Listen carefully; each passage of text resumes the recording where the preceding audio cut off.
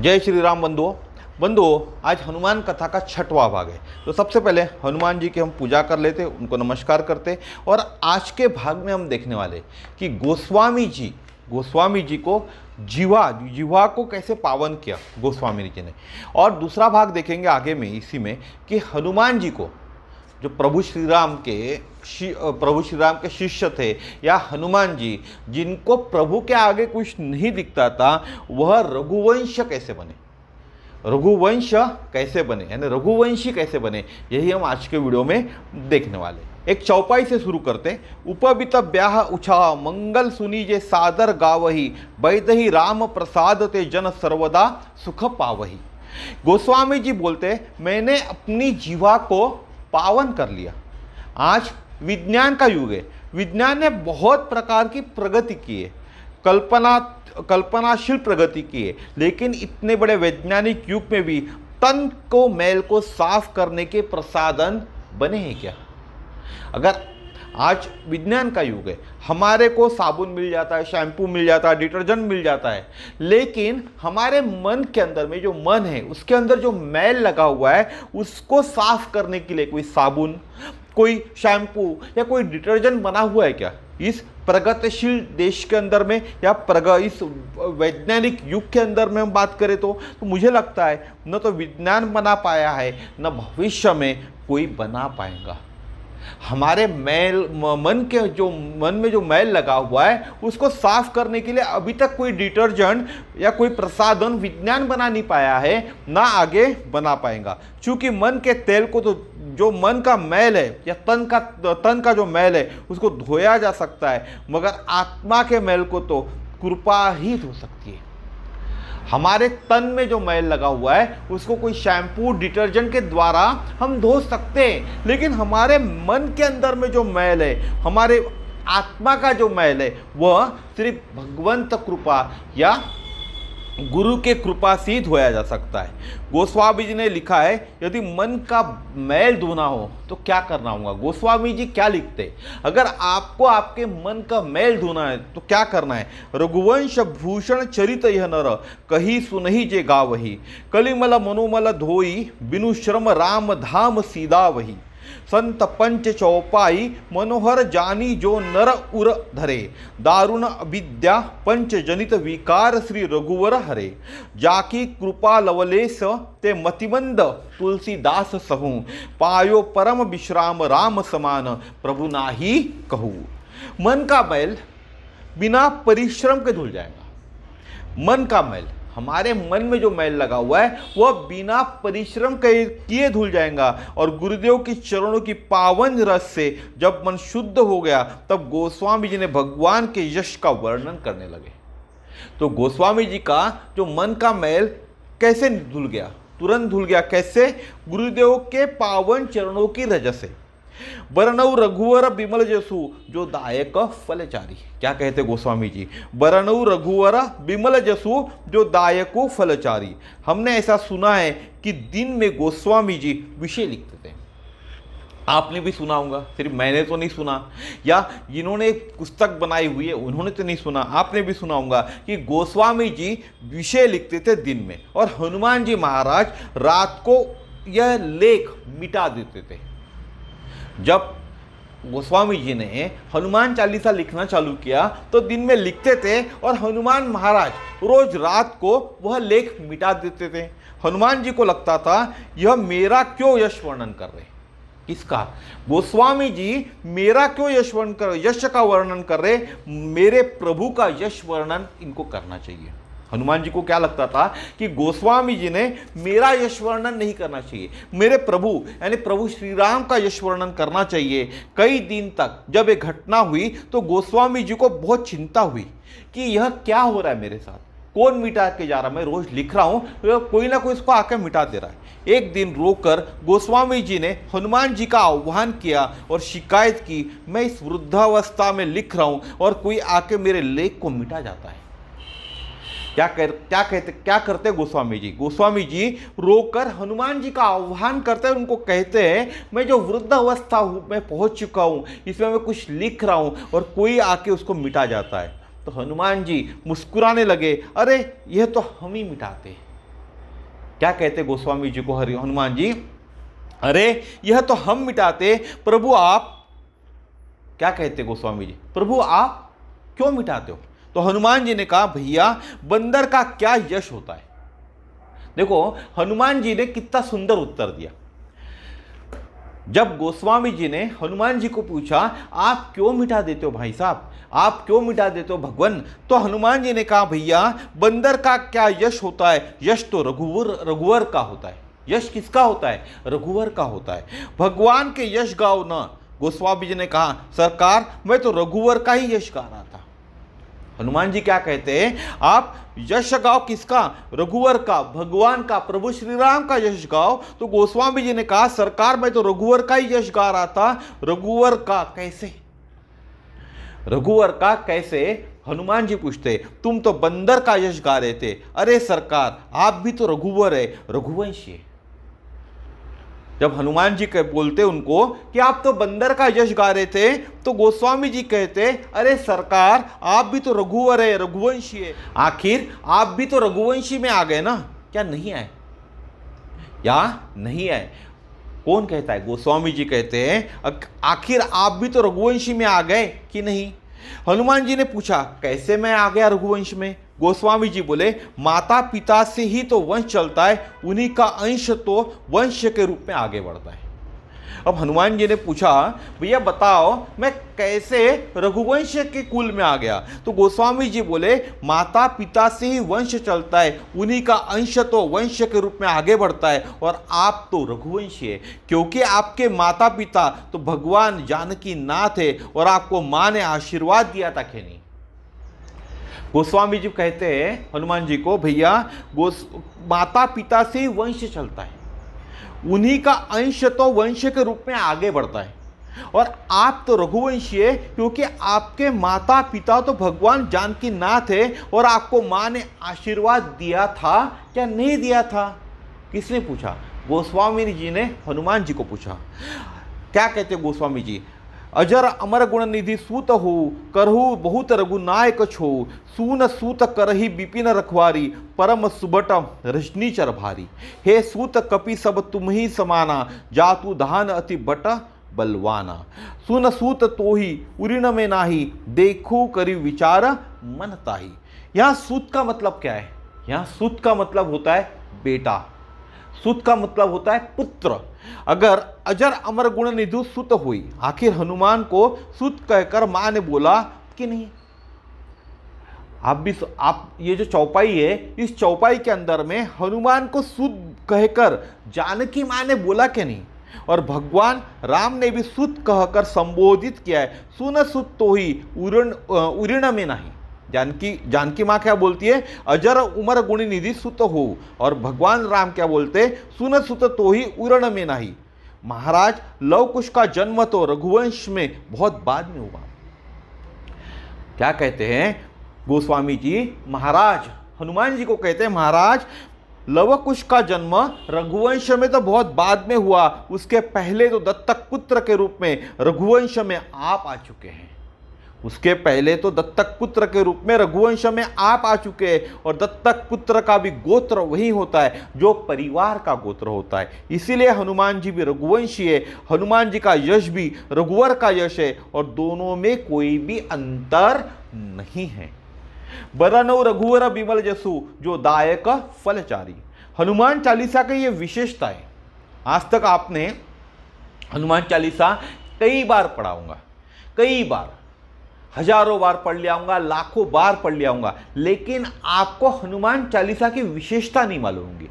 हनुमान चालीसा की विशेषता देखो, इसके पाठ का फल पहले ही घोषित कर दिया गया है।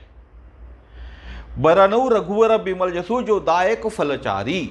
हनुमान चालीसा की ये विशेषता है कि इसके पाठ का फल पहले ही घोषित कर दिया है, अन्यथा तो पाठ जब पूर्ण हो जाते तब उसका फल घोषित किया जाता है। पूरा गोपाल सहस्त्र नाम पढ़ लीजिए, फल उसका बाद में प्राप्त होता है। विष्णु सहस्त्र नाम का फल भी बाद में घोषित होता है, और सुंदर कांड का फल भी बाद में घोषित होता है। आप में से बहुत से लोगों ने सुंदरकांड पढ़ा होगा, विष्णु सहस्त्र नाम पढ़ा होगा, गोपाल सहस्त्र नाम पढ़ा होगा, और इनका जो फल है वह आखिरी में बाद में घोषित होता है। सकल सुमंगलदायक रघुनायक गुणगान, सादर सुनीत तरही भव सिंधु बीना जलजान। सबके फल बाद में, लेकिन हनुमान चालीसा का फल पाठ के पहले घोषणा कर रहा है।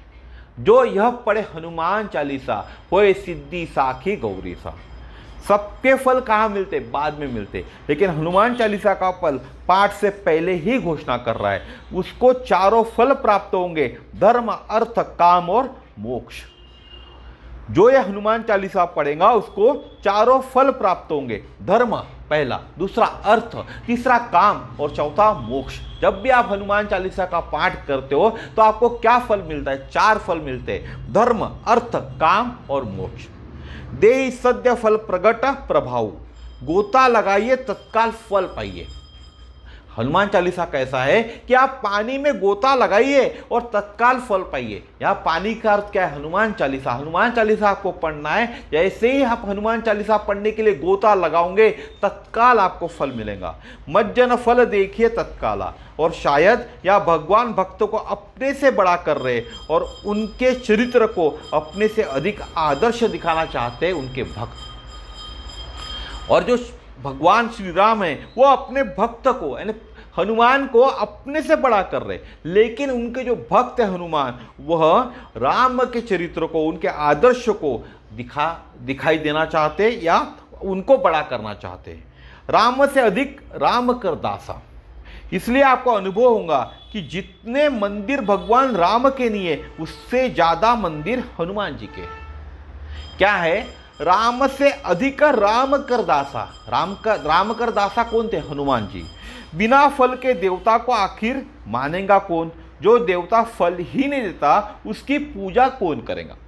आप कई वर्षों से कोई देवता की पूजा कर रहे, लेकिन बिना फल के देवता को आखिर मानेगा कौन? आप जो देवता की पूजा कर रहे हो उससे आपको फल नहीं मिल रहा है। जो देवता फल नहीं देता उसकी पूजा कौन करेगा? कभी कभी आपके मन में भी ये भाव आता होगा ना, मैं इतने सालों से इस देवता की पूजा कर रहा हूं लेकिन मुझे इसका फल नहीं मिला। हनुमान के जगह जगह पीपल में, टीले पर, गली में, मोहल्ले में, जंगल में, जहां जहां कोई देवता बैठने को तैयार नहीं, वहां हनुमान जी आपको बैठे मिल जाते। हनुमान जी की मूर्ति या हनुमान जी का मंदिर आपको कहाँ कहाँ मिलेगा? पीपल के पेड़ के नीचे मिल जाएगा, टीले पर मिल जाएगा, गली में मिल जाएगा, मोहल्ले में मिल जाएगा, जंगल में मिल जाएगा। जहाँ दूसरे देव बैठना पसंद नहीं करते वहाँ हनुमान जी का मंदिर आपको मिल जाएगा। सर्वत्र हनुमान जी बैठे दिखाई देते। हनुमान जी से जहाँ चाहो उनसे आशीर्वाद आप ले सकते हो, वही फल भी प्राप्त कर सकते हो। जंगल में बैठकर हनुमान चालीसा का जाप करो, वहीं कहीं न कहीं हनुमान जी आपको बैठे मिल जाएंगे। आप कभी कोई जंगल में फंस गए और आपको ऐसा लग रहा है तो आपको वहीं तुरंत हनुमान चालीसा का पाठ करना चाहिए। हो सकता है आपको हनुमान जी वहीं कहीं उस जंगल के अंदर में बैठे मिल जाए। एक इसके पीछे एक संत कथा सुना रहे थे और बहुत अच्छी कथा है। हनुमान जी के फल का क्या प्रभाव है? जो हनुमान जी यानी बाकी देवता का फल तुरंत नहीं मिलता, लेकिन मैंने क्या कहा, हनुमान चालीसा आप पढ़ते हो तुरंत गोता लगाओ, तुरंत फल पाओ। तो हनुमान जी के फल के लिए कहानी बताता हूं आपको। एक पति पत्नी मेला देखने गए। मेले में तो बहुत भीड़ होती है और भीड़ में अचानक क्या मच गई? भगदड़ मच गई। आपने अभी भी सुना होगा ना, बहुत से मेलों के अंदर में भगदड़ मच जाती है, टीवी पे न्यूज़ में सुना होगा आपने। तो पति पत्नी का साथ छूट गया। अब पत्नी पति के लिए रोए और पति पत्नी के लिए बेचैन था। कहाँ होंगी मेरी पत्नी, कैसी होंगी? पत्नी रोए, क्या हो गया, मेरे पति कहाँ खो गए, कोई ऐसा वैसा न हो गया उनके साथ, अब मैं क्या करूं? पत्नी तो पत्नी होती है, उसके मन में ये भाव आ गए कि अब मैं क्या करूं, मेरे पति के साथ कुछ ऐसा न हो जाए, कुछ वैसा न हो जाए, यानी कहीं उनको देवाज्ञा तो नहीं हो गई होंगी, क्योंकि भगदड़ हो गई तो आप लोग आपने देखा होगा ना, बहुत से लोगों को देवाज्ञा हो जाती है। तो मैं क्या करूं? वहीं मंदिर था पास में भगवान का यानी हनुमान जी का मंदिर था। ठीक है, वहां वो चली गई। पति ने सोचा कि चलो थोड़ी देर मंदिर में बैठकर शांति मिलेंगी, फिर चलेंगे। तो पति को भी एक मंदिर दिख गया। तो द्वार की दाई और हनुमान जी का मंदिर था। पत्नी ने हनुमान जी को देखा और वहां जाकर बैठ गई। जो मैंने पहले ही आपको बताया कि पत्नी उनके हनुमान जी के मंदिर में जाकर बैठ गई, रो रो कर हनुमान चालीसा का पाठ करने लगी। गौर करो बात को, पत्नी जो थी उनकी वह हनुमान मंदिर में जाकर बैठ गई और रो रो कर हनुमान चालीसा का पाठ करने लगी। मैंने क्या बोला आपको, आपको गोता मारना है हनुमान, एक नदी में, नदी यानी एक तालाब में, तो यहां गोता किस में मारना है आपको, हनुमान चालीसा के अंदर में, तो तुरंत आपको फल मिलेगा। तो ये पत्नी थी इनकी, ये रो रो रो कर हनुमान चालीसा का पाठ करने लगी और वहीं पति भगवान नारायण के मंदिर में आ गए। देखो नारायण ने कौन, प्रभु श्री राम, कृष्ण का अवतार ही है नारायण, और नारायण और कृष्ण के अवतार ही प्रभु श्री राम है। एक जगह नारायण के मंदिर में पति आ गए और उनकी पत्नी, उनके चेले हनुमान जी के मंदिर में जाकर वह हनुमान चालीसा पढ़ रही थी। ठीक है, अब भगवान नारायण के, उनका जो पति था वो भगवान नारायण के मंदिर में आ गया। पुजारी ने पूछा क्या बात है, बोलो क्या बात है भाई बोलो। तो मेले में भगदड़ में मेरी पत्नी बिछुड़ गई, पता नहीं कैसे होंगी। पति क्या कहता उस पुजारी जी से, मेले के भगदड़ में मेरी पत्नी बिछुड़ गई, पता नहीं कैसी होंगी, कहाँ होंगी, किस हाल में होंगी। महाराज कृपा कर दो, महाराज कृपा कर दो, भगवान से प्रार्थना कर दो, पत्नी मिल जाए हमको। पुजारी जी को कह रहे ये पति। पुजारी ने हंसकर कहा, अरे बावले। यह वार्तालाप जब हुआ, यह वार्तालाप सुनने के बाद पुजारी ने उस पति से कहा, हंसकर कहा, अरे बावले तुम यहां आए हो पत्नी की खोज की प्रार्थना करने। अरे जो अपने पत्नी को नहीं खोज पाए वो आपकी क्या खोज देंगे। पुजारी जी ने कितना सुंदर उत्तर दिया, देखिए, अरे बावले तुम यहां आए हो अपने पत्नी को खोजने, जो खुद अपने पत्नी को नहीं खोज पाया वह आपके पत्नी को क्या खोजेगा। इनके बस की बात नहीं है ये, नारायण की बस की बात नहीं है ये। अगर इनमें दम होता तो अपनी न खोज लेते। आपको भी मालूम है ना, अगर इनमें दम होता तो ये अपनी न खोज लेते। जाओ वहां हनुमान जी बैठे, उनसे प्रार्थना करो कि मेरे पत्नी से मिला दो। वही इनकी भी खोज कर लाए थे, वह इनकी भी खोज कर लाए थे, वह तुम्हारी भी खोज कर ला देंगे। क्या कहा पंडित जी ने, पंडित जी ने कहा अगर इनमें दम होता तो अपनी न खोज लेते। जाओ वहां हनुमान जी बैठे, उनके मंदिर में जाओ, उनसे प्रार्थना करो, वो इनकी भी खोज कर लाए थे, वो तुम्हारी भी खोज कर ला देंगे। और जैसे ही पति देव हनुमान जी के मंदिर में आए, वहां पहले से पत्नी बैठी हनुमान चालीसा का पाठ कर रही थी और खोए को भी हनुमान जी ने मिला दिया। भगवान का जो जन्म हुआ है वह 4 कारणों से हुआ है। विप्रधेनु सुर संत हित लीन मनुज अवतार। भगवान का जन्म 4 कारणों से हुआ था, सूर, संत, विप्र, धेनु का हित। विप्र माने ब्राह्मण, विप्र यानी कोई जातिवाचक शब्द भी नहीं है, विप्र माने ब्राह्मण होता है, अपितु तो गुणवाचक शब्द है। वैसे तो ब्राह्मण कोई जात नहीं है, ब्राह्मण एक जो भी ब्राह्मण है ना, जो आप किसी को सिखा सकते हो उसको ब्राह्मण कहते हैं। ठीक है, खैर आज के युग में उसको जाति का नाम दिया गया है। तो अपितु क्या शब्द है, गुणवाचक शब्द है विप्र। कोई सोच सकता है कि भगवान बाकी जातियों के लिए नहीं आए, भगवान कहाँ है, सर्वत्र है। इसलिए कहा जा रहा है कि ऐसा होता है क्या कि भगवान सिर्फ ब्राह्मण के बुलाने पर आए और जाति के लोगों के लिए नहीं है, ऐसा नहीं होता ना। तो भगवान सर्वत्र है और सबके लिए समर्पित है। विप्र माने जो धर्म शास्त्र, भगवान धर्म की रक्षा के लिए आते हैं। विप्र माने धर्म शास्त्र और भगवान धर्म शास्त्र की रक्षा के लिए आते हैं। जब जब होई धर्म के हानि, बाढ़ी असुर अधम अभिमानी, करही अनीति जाह नहीं बरनी, सीधही विप्र धेनु सुर सजनी। जब जब होई धर्म कई हानि, बाढ़ी असुर अधम अभिमानी, करही अनीति जाई नहीं बरनी, सीधही विप्र धेनु सुर धरनी। तब तब प्रभु धरी विविध शरीरा, हरहि कृपा निधि सज्जन पीरा। धेनु माने गाय, धेनु माने गाय। अर्थ के रूप में अगर हम बात करें धेनु को, तो धेनु को अर्थ के रूप में गाय बोलते हैं। गाय इस जगत का क्या है, अर्थ है। ये जो पूरा जगत है जहाँ हम रहते इस पृथ्वी में, गाय इस जगत का अर्थ है। गाय इस भारत की क्या है? समृद्धि है, भारत की संपत्ति है, भारत का वैभव है। गाय से ही गौरव शब्द बना है। गाय के ऊपर देखिए कितना अच्छा लिखा है, गाय इस जगत का क्या है? अर्थ है। गाय इस भारत की समृद्धि है, भारत की संपत्ति है, भारत का वैभव है, और गाय से ही गौरव शब्द बना है। लेकिन कई लोग ऐसे होते हैं, गाय बूढ़ी होने के बाद जब दूध नहीं देती तो उसको सड़क पर छोड़ देते हैं। तो ऐसा न कीजिए। जब तक इस देश में गाय रहेंगी तब तक इस देश का समस्त विश्व में गौरव रहेगा। जब तक गाय रहेंगी तब तक भारत सुखी और समृद्ध रहेगा, वैभव रहेगा भारत में, और भारत संपन्न देश रहेगा। जब से हमारे देश में गाय की दुर्दशा हुई है तब से देश का गौरव भी गया, समृद्धि भी गई और संपत्ति भी चली गई। जब से इस देश के अंदर में मुगलों ने आक्रमण किया, और मुगलों ने आक्रमण करने के बाद में आपने देखा होगा कत्लेआम होने लग गया गायों का, तो क्या हो गया? गाय की क्या हो गई? दुर्दशा हो गई। और तब से इस देश का गौरव भी चला गया, समृद्धि भी चली गई और संपत्ति भी चली गई। देश भिखारी बन गया था, कर्जदार हो गया। इसीलिए इस देश की गाय बचानी चाहिए। गाय समृद्धि का प्रतीक है। धेनु माने सात्विक श्रद्धा, धेनु सहाई। इसीलिए हमें गाय को बचाना है। और आज जो लोग गाय को बचाने का काम करते वह बहुत ही बड़ा पुण्य का काम करते। इस देश का जो प्राण है वो सात्विक श्रद्धा है। श्रद्धा के आधार पे भारत कैसा है? जीवित है। अगर श्रद्धा नहीं होगी तो भारत जीवित नहीं रहेगा। भारत के अंदर में जो सनातन धर्म जीवित है वो श्रद्धा के कारण ही जीवित है, और उसी कारण, उसी सनातन धर्म के कारण भारत जीवित है। तो जब भी भगवान आते तो धर्म की रक्षा के लिए आते, अर्थ की रक्षा के लिए आते। और जो देवता है वो क्या करते? कामना पूरी करते।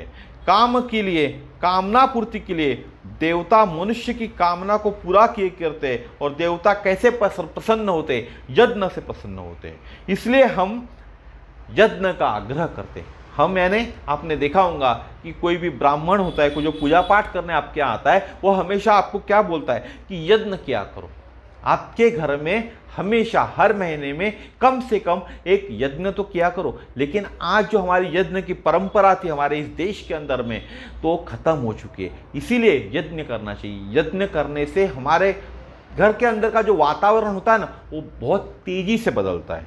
घर में जरूर मास में 2 बार, एक पूर्णिमा और अमावस्या के दिन हमें यज्ञ करना चाहिए। घर में जरूर यज्ञ होना चाहिए। अगर अमावस्या पूर्णिमा आपको संभव नहीं है तो महीने में 1 बार यज्ञ जरूर करना चाहिए। मनुष्य का जीवन देवताओं के अधीन है। देवता के द्वारा ही मनुष्य को सारी की सारी वस्तुएं मिलती है।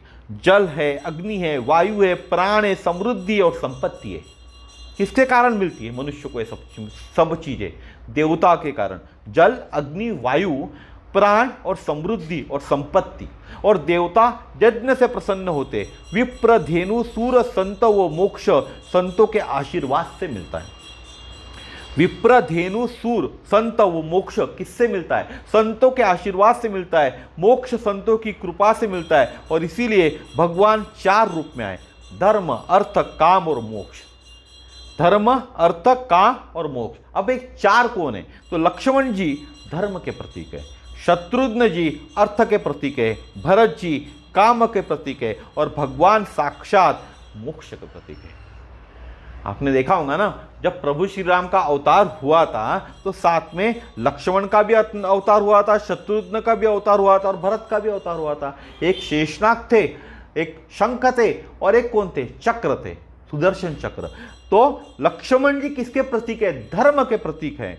शत्रुघ्न जी अर्थ के प्रतीक है, भरत जी काम के प्रतीक है और भगवान साक्षात मोक्ष के प्रतीक है। धर्म की मर्यादा में, धर्म संरक्षण में, अर्थोपार्जन और मोक्ष की परिधि में काम का सदुपयोग करें। आप जो भी काम करते हो वो धर्म की मर्यादा में करो। धर्म संरक्षण में, आपको धर्म के संरक्षण में उतरना पड़ेगा। आज जो घटना अभी नागपुर में घटी उसके संरक्षण के अंदर में, ऐसे धर्म के अधर्म जब होता है उसके संरक्षण में आपको सामने आना पड़ेगा। अर्थोपार्जन और मोक्ष की परिधि में काम का आपका सदुपयोग करे। काम हमको अंधा न कर दे, आदमी मोक्ष के मार्ग पर बढ़ कर जाए और हर अर्थ हमको धर्म से विरक्त न कर दे। क्या करना है आपको, काम, जो काम हम कर रहे हैं उससे हमको अंधा ना करना चाहिए, अंधा ना कर दे। आदमी मोक्ष के मार्ग पर बढ़ जाए, जो मोक्ष मार्ग है उस पर आदमी हमें बढ़ना चाहिए, और अर्थ हमको धर्म से विरक्त न कर दे। आज जो अर्थ चल रहा है वो हमको हमारे धर्म से विरक्त कर रहा है। जो हो रहा है होने दो, धर्म के प्रति किसी को लगाव ही नहीं बचा हुआ है। लोग क्या कहते हैं, हम हमारे घर में ठीक है भाई, जो हो रहा है ना हमारे घर में तो अभी कोई नहीं आया ना, तो क्या जब आएगा तब जागोगे क्या, उसके पहले नहीं जाग सकते क्या? तो अर्थ हमको धर्म से विरक्त न कर दे, विमुख न कर दे, अन्यथा अर्थ अनर्थकारी होता है। इसीलिए अर्थ को धर्म के साथ जोड़ा और कामों को मोक्ष के साथ जोड़ा। भगवान 4 रूप लेकर प्रकट हुए। अर्थ को किसके साथ जोड़ा जाता है? कर्म के साथ। और काम को किसके साथ जोड़ा जाता है? मोक्ष के साथ। प्रकट भय चारो भैया, अभदपुर बाजे बधैया। प्रकट भय चारों भैया, 4 भाई थे, राम लक्ष्मण भरत शत्रुघ्न, ये चारों प्रकट हुए। कहाँ प्रकट हुए? अभदपुर में प्रकट हुए। तो संयमित काम चाहिए। बरनऊ रघुवर विमल जसु, जो दायक फलचारी। और आगे एक बहुत सुंदर शब्द लिखा है, बुद्धिहीन तनु जान के सुमोरो पवन कुमार। तो सबसे बड़ी सीख या समझ क्या है? मनुष्य यह मान ले कि मैं नासमझ हूं, मैं बुद्धिहीन हूं। अगर आपको कोई कहता है कि आप यह मान लो कि आप नासमझ हो, आप बुद्धिहीन हो, तो आप मानोगे? मैं नहीं मानूंगा, आप नहीं मानोगे। इस जगत के अंदर में कोई नहीं मानेगा कि मैं नासमझ हूं, मैं बुद्धिहीन हूं। हर व्यक्ति अपने को बुद्धिमान समझता है। इस दुनिया के अंदर में जितने भी व्यक्ति है, भले बुद्धिहीन व्यक्ति हो, वह भी अपने आप को बुद्धिमान समझता है। एक संत कहते कि आंख वाला तो वह है जिसे अपना अंधेरा दिखाई दे। आंख वाला कौन है? एक संत कहते जिसे अपना अंधेरा दिखा दे। कैसी विचित्र बात है कि व्यक्ति धन कम बताएगा लेकिन बुद्धि कभी कम नहीं बताएगा। भले ही धन ज्यादा हो इंसान के पास, तो वो क्या बोलेगा? मेरे पास धन कम है, लेकिन बुद्धि कभी कम नहीं बताएगा। अगर आपने कह दिया कि आप बुद्धि से बहुत कम है, तो वह आपसे लड़ पड़ेगा। आपने अगर किसी को कह दिया भाई तेरे को बुद्धि नहीं है, आप ट्राई करके देखिए, आपके घर में ट्राई करके देखिए, अपने बच्चे को बोल के देखिए, तो आपसे लड़ पड़ेगा। आप किसी के बारे में कहे कि वह आपसे ज़्यादा धनवान है, तो वो मान लेगा। अगर आप कहते हो किसी को कि वो फला फला व्यक्ति मेरे से ज़्यादा धनवान है, तो वो मान लेगा। लेकिन आप सामने वाले व्यक्ति को कहते हो कि आप बुद्धिहीन हो, तो वो आपका बात मानेगा नहीं, आपसे लड़ लेगा। आप किसी के बारे में यह कहे कि वो आपसे ज़्यादा स्वस्थ है, तो वो मान लेगा। लेकिन जिस व्यक्ति के घर आप बैठे हुए, उसको आपने कहा कि वह आपसे ज़्यादा बुद्धिमान नहीं है, वह आपसे ज़्यादा बुद्धिमान नहीं है, तो ऐसा कहने पर ही वह आपको आपके घर से, यानी उसके घर से आपको उठा देगा। बुद्धि क्या है? अहंकार का प्रतीक है, और अहंकारी कभी दूसरे को अपने से बड़ा देखना नहीं चाहता। आपने कहा क्या कहा उसको कि मेरी बुद्धि आपसे ज़्यादा है, तो ये क्या हुआ? अहंकार हुआ। और कभी भी अहंकारी दूसरे को अपने से बड़ा देखना नहीं चाहता, सुनना नहीं चाहता। दूसरे का धन और अपनी बुद्धि हमेशा ज़्यादा लगती है। और मूर्ख की पहचान भी यही है कि जो अपने को सर्वाधिक बुद्धिमान समझे। जो मूर्ख है उसकी पहचान क्या है? कि वह अपने आप को सर्वाधिक बुद्धिमान समझता है, और वही व्यक्ति समझो सर्वाधिक मूर्ख है। क्योंकि ऐसा ही व्यक्ति आपको हमेशा शिकायत करते दिखाएगा, हमारी तो कोई सुनता ही नहीं, हमारी तो कोई मानता ही नहीं, हमसे कोई सलाह ही नहीं लेता। जो व्यक्ति अपने आप को सर्वाधिक बुद्धिमान समझता है, बात पे गौर करना, जो व्यक्ति अपने आप को सर्वाधिक बुद्धिमान समझता है, वो समझो आप कि वो सर्वाधिक मूर्ख व्यक्ति है। आपको समझना है वो सर्वाधिक मूर्ख व्यक्ति है। ऐसा व्यक्ति जो खुद को सबसे ज़्यादा बुद्धिमान समझता है, हमेशा शिकायत करते दिखाई देगा आपको। हमेशा किसी ना किसी की शिकायत करते दिखाएगा, हमारी तो कोई सुनता ही नहीं, पहली शिकायत। दूसरी बोलेगा हमारा तो कोई मानता ही नहीं। तीसरा बोलेगा हमारे से कोई सलाह ही नहीं लेता, कोई पूछने नहीं आता, कोई सलाह ही नहीं लेता। अगर इस भारत देश में कुछ फ्री में मिलता है तो वह क्या है? सलाह। और जिसे कोई नहीं लेता वह भी क्या है? सलाह। अगर आपको कोई सलाह दे तो आप लेंगे क्या नहीं लेंगे? नहीं लोगे ना। तो वह भी क्या है, जिसे कोई नहीं लेता, वह क्या है? सलाह है। और फ्री में क्या मिलती है? सलाह मिलती है। दुनिया सलाह देने को तैयार है लेकिन कोई लेने को तैयार नहीं है। बाप सलाह देने को तैयार बैठा है लेकिन बेटा लेने को तैयार नहीं है। मूर्ख का मतलब जो अपने को अक्लमंद समझे। मूर्ख का मतलब क्या होता है? जो अपने को अक्लमंद समझे। विनम्रता पूर्वक अपनी अज्ञानता यदि स्वीकार कर लो तो उससे बड़ा साहस का कार्य कुछ नहीं है। आपको क्या करना है? आपको जीवन में सुखी रहना है तो आपको विनम्रता पूर्वक कहना है, भैया मैं अज्ञान हूं, आप ज्ञानी हो। आपसे कोई कहता है कि मैं बुद्धिमान हूं तो उसे हाथ जोड़कर कहे ना, भैया मैं अज्ञानी हूं, मैं बुद्धिहीन हूं, आप अज्ञानी हो। तो ये क्या है? ये साहस है। इसको क्या कहते हैं? साहस है। इससे बड़ा साहस का कार्य कुछ नहीं है। इससे बड़ा कोई साहस नहीं है। मैं अज्ञानी हूं, क्या दिक्कत है इसमें कहने में? भाई आपने किसी बुद्धिमान व्यक्ति के पास आप बैठे, कोई कहता है कि मैं आपसे ज़्यादा बुद्धिमान हूं और आपने उसको कह दिया कि भैया मैं अज्ञानी हूं, तो ये कहने में क्या दिक्कत है? कोई दिक्कत तो नहीं है। एक अध्यापक ने एक कहानी बताता हूं इसके ऊपर में, क्यों सुनना नहीं चाहते लोग, कहना नहीं चाहते कि मैं अज्ञानी हूं। एक अध्यापक ने अपनी कक्षा से पूछा, आप में से जो सबसे ज़्यादा मूर्ख है वह खड़ा हो जाए। एक अध्यापक थे तो कक्षा में 50-60 बच्चे होंगे। उनसे पूछा जो सबसे ज़्यादा मूर्ख है वह खड़ा हो जाए। अब अपने को कौन मूर्ख माने? अब 60 बच्चे थे, 60 बच्चे में से अपने को कौन मूर्ख माने? एक दूसरे को बालक देखने लगे, तू खड़ा हो जा, तू खड़ा हो जा, कोई खड़ा ही नहीं हुआ। बालक एक दूसरे को देखने लगे और बोलने लगे, भाई तू खड़ा हो जा, तू खड़ा हो जा, कोई खड़ा ही नहीं हुआ। अध्यापक ने निगाह घुमाई, एक विद्यार्थी पीछे खड़ा हुआ दिखा। अध्यापक को थोड़ा संतोष हुआ कि चलो मेरे क्लास में कम से कम एक सत्यवादी बालक तो है, एक सत्यवादी बालक तो है जिसने अपने को मूर्ख स्वीकार कर लिया। बहुत अच्छा बेटे, आगे आओ। विद्यार्थी ने वहां से कहा, सर मैं इसलिए नहीं खड़ा हुआ। तो क्यों खड़े हुए? मास्टर ने पूछा।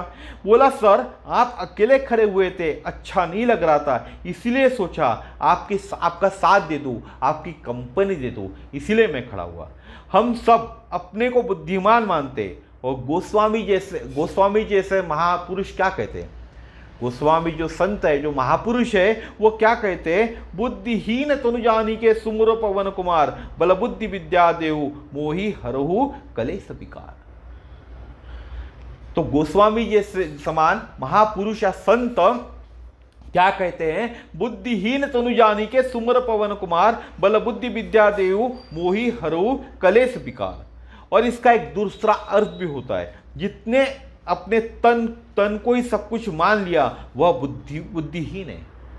जिसने अपने तन को, एक दूसरा अर्थ बता रहा हूं इस शब्द का, कि जिसने अपने तन को सब कुछ मान लिया वह बुद्धिहीन है। मनुष्य केवल शरीर नहीं, मनुष्य केवल देह नहीं, मनुष्य तो ईश्वर का अंश है। ये जो मनुष्य जीवन हमको मिला है, ये सिर्फ देह नहीं है, ये सिर्फ शरीर नहीं है, यह क्या है? ईश्वर का अंश है। ईश्वर अंश जीव अविनाशी, चेतन अमल सहज सुखराशि, सो माया वस भयु गोसाई, बंद्यो किर मरकट की नाई। हम क्या है? मनुष्य है। और मनुष्य क्या करता है? क्रिया पहले करता है। हम कोई भी काम पहले कर लेते और पश्चाताप का विचार विमर्श होता है वह बाद में करते। हमने कोई काम कर लिया, उस काम करने के बाद हमको उसका पश्चाताप होता है, तो उसके ऊपर जो विचार विमर्श है वह बाद में करते। अरे राम, ये क्या हो गया? ऐसे कैसे हो गया? अरे बुद्धि पर कैसे पत्थर पड़ गए थे? हमने कोई काम किया और वह काम बिगड़ जाता है, खराब हो जाता है, तो हमें क्या होता है? पश्चाताप होता है। और फिर बोलते हैं, तो किसको याद करते हैं? अरे राम, ये क्या हो गया? मेरे बुद्धि पर कैसे पत्थर पड़ गया? लेकिन हनुमान जी क्या करते थे? पहले विचार करते और फिर कार्य करते। तो हमें भी क्या करना चाहिए? पहले विचार करना चाहिए और फिर कार्य करना चाहिए। हम कार्य पहले करते और विचार बाद में करते, इसीलिए हमेशा ठोकर खाते। विद्या माने ज्ञान, विद्या माने विज्ञान, जो हमको दुर्गुणों से, दुर्विचारों से बचाती है। विद्या यानी क्या है? विद्या यानी ज्ञान है। और विद्या माने भी विज्ञान होता है, जो हमको दुर्गुणों से, दुर्विचारों से बचाती है, वासनाओं से मुक्त रखे, वही विद्या है, वही ज्ञान है। ये जो वासनाएं हैं उनसे जो मुक्त रखे वही विद्या है, वही ज्ञान है। हम सब अज्ञानी है, हम सब अंधेरे के कारणों में डूबे हुए हैं। श्री हनुमान जी जब भी उड़ान भरते तो प्रकाश की ओर उड़ान भरते, लेकिन हम जब भी उड़ान भरते तो अंधेरे की ओर उड़ान भरते। जन्म लेते ही सूर्य की ओर उड़ गए थे हनुमान जी। हम जब अंधेरे की ओर जाने की कोशिश करते, हनुमान जी ज्ञान की ओर, प्रकाश की ओर जाने की कोशिश करते। हम लोग हमेशा अंधेरे की ओर जाने की कोशिश करते हैं, हमको अंधेरा ज़्यादा पसंद है, लेकिन हनुमान जी को ज्ञान की और प्रकाश की ओर जाना पसंद है। तमसो माँ ज्योतिर्गमय, तमसो माँ ज्योतिर्गमय। यह ज्ञान हमें प्रकाश की ओर और भगवान की ओर ले जाएगा। यह जो ज्ञान है, बात करूं मैं ज्ञान की, या अंधेरे का मतलब जो रात में अंधेरा होता है या कभी कभी दिन में अंधेरा होता है उसकी बात नहीं कर रहा हूं, या ज्ञान की बात कर रहा हूं। जो ज्ञान हमारे पास नहीं है उसकी बात कर रहा हूं। तो ज्ञान हमें प्रकाश की ओर, भगवान की ओर ले जाएगा, जो शिखर की ओर, मुक्ति की ओर ले जाए, वासनाओं से मुक्त कर दे, विरक्त कर दे, उसे ही ज्ञान कहते हैं। ज्ञान किसे कहते हैं? जो शिखर की ओर ले जाए, जो मुक्ति की ओर ले जाए, वासनाओं से मुक्त कर दे, विरक्त कर दे, उसे ही ज्ञान कहते। सा विद्या या विमुक्त है, सा विद्या या विमुक्त है। तो आज का वीडियो हम यहीं खत्म करते हैं। कल फिर देखेंगे कि वाल्मीकि जी के आश्रम में जब भगवान श्री राम पहुंचे तब उन्होंने क्या क्या देखा, हम क्या देखेंगे, हम क्या देखते और भगवान क्या देखते, यह सुनना बहुत जरूरी है। तो कल देखेंगे। अभी बढ़ते हम आरती की ओर में, क्योंकि रोज आरती करना जरूरी है। हनुमान जी की कथा चालू है और हनुमान जी की आरती न करे, ऐसा कैसा होगा ना, ठीक है ना। तो आरती मंगलकारी की, पवन सुतति बलिधारी की, गले में तुलसी की माला, बचाए मृदंग करताला, हृदय में दशरथ के लाला, भाले पे तिलक अनोखी झलक, कथा की ललक, मधुर छवि जनहितकारी की, पवन सुतति बलधारी की, आरती मंगलकारी की, पवन सुतति बलधारी की। जगत के दुर्लभ जितने काज, कृपा से देते सबई नवाज, नाम से भागत भूत पिशाच, राम के दूत अंजनी के पूत, बड़े मजबूत, कठिन कलिकल मलहारी की, पवन सुतति बलधारी की, आरती मंगलकारी की, पवन सुतति बलिधारी की। साधु संतन के रखवारे, सभी भक्तन के अति प्यारे, विराजत राघव के द्वारे, त्रिमंगल करण सकल भय हरण, मुदित मन करण, राम के आज्ञाकारी की, पवन सुतति बलधारी की, आरती मंगलकारी की, पवन सुतति बलधारी की। आरती सब जन मिल लगावे, कृपा तब हनुमत की पावे, मनोरथ पूर्ण हो जावे, दयानिधि नाम सकल गुण धाम, ज्ञान की खान अष्ट सिद्धि नवदीकारी की, पवन सुतति बलधारी की, आरती मंगलकारी की, पवन सुतति बलधारी की। बोलिए श्री हनुमान महाराज की जय, श्री गुरुदेव भगवान की जय। हरे राम राम राम हरे हरे, हरे कृष्ण कृष्ण कृष्ण हरे हरे, हरे राम राम राम हरे हरे, हरे कृष्ण कृष्ण कृष्ण हरे हरे।